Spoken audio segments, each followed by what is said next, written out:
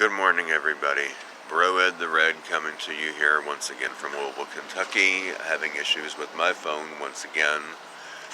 I know it sounds crazy, probably sounds paranoid, but I'm starting to think that maybe someone out there somewhere in Cyberland doesn't want me bringing these messages because something is messing with my storage and has been for a very long time. I'm really getting wary of this, but I'm not going to stop resetting my phone if I have to bring these messages to you. At any rate, what I want to discuss with everyone today is the probability of martial law at some point. When? I don't know. How long it's going to be? I don't know. But with everything that's looming on the horizon, it could very well happen not too far off in the distant future. An Ebola outbreak.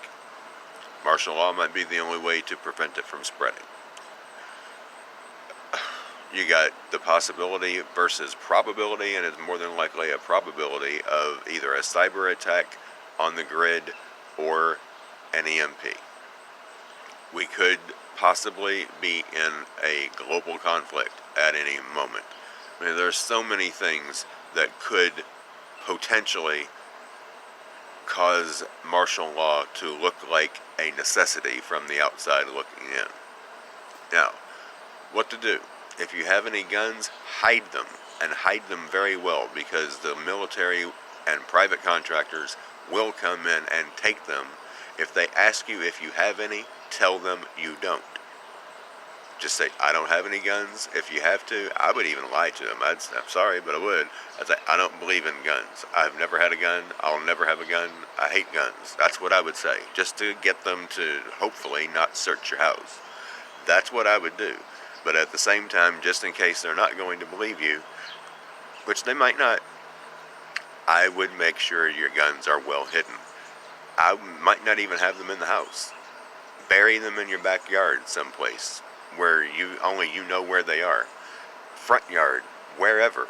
Just make sure they're hidden someplace where they can't be found by anyone but you.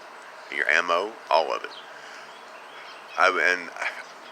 I would, just in case something like that happens, before you get the chance to actually leave, that's what I would do.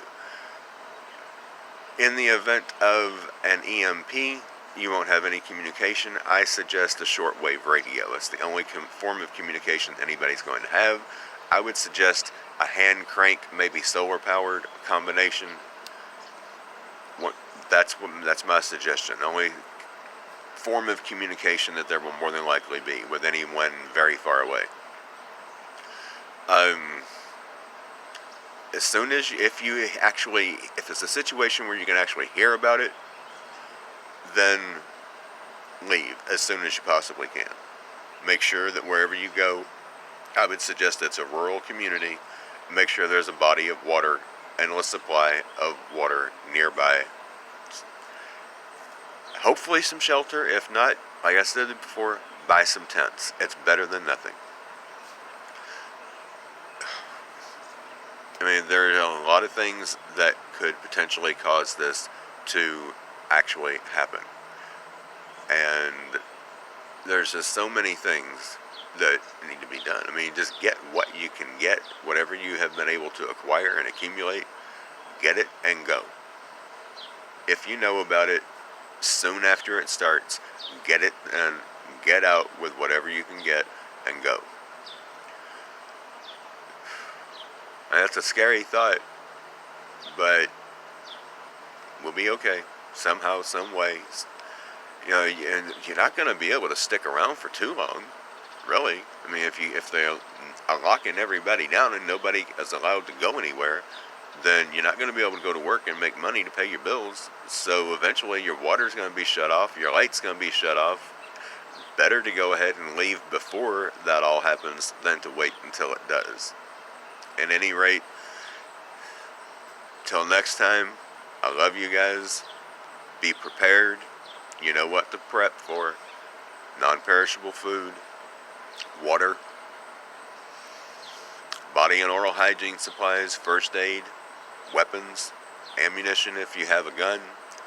If you don't have the means of obtaining a gun, then whatever you can get. Slingshots, BB guns with a good amount of air pressure behind them, I would even strongly suggest a 6 foot long red oak staff, treated, chemical treated red oak staff, as hard as a billy club. You know, I would even suggest get one for everybody in your family, if at all possible, if they're big enough and old enough to use one. Learn how.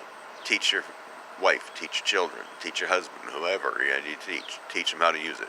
A staff can be a very effective weapon in a time of need. Trust me, I've used it. It's very effective, especially if someone is trying to give you the impression that they have a weapon, but they don't. You got the advantage. If they've got a gun, well, I would just do what they say. I would also, again, I would suggest having, depending on what you're planning to do, bug in, bug out, whatever, I would suggest having some extra that you put aside to make it look like that's your supplies and all of your supplies, so that, you know, people can just come and take from that if they want to, but they're not taking from your big stash. At any rate, love you guys. I hope everything goes well for us all. I'm sure it will. Be with God in Christ. Excuse me. No, I'm just trying to say that's me. I'm not, of course. Just, you know, be at peace. Be prepared. Till next time. Love you. Peace out.